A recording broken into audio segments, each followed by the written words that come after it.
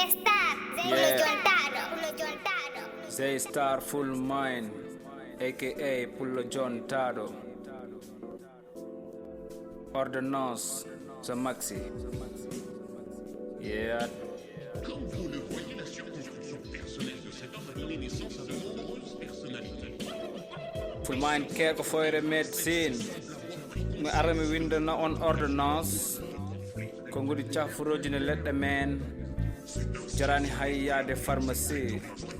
Patienji feek ngadi wonde cible. Gembe beuri jangoro ne jigen juñu biral.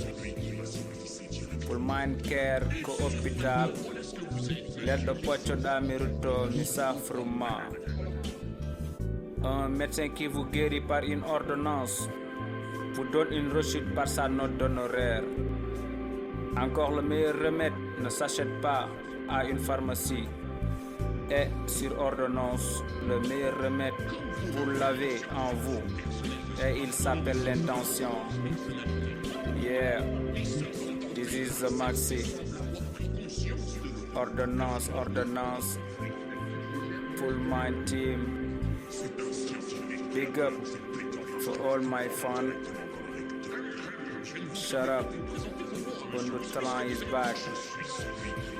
Yeah.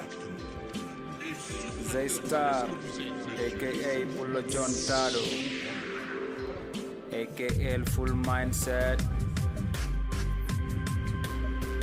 Right, aka X7, Ham set.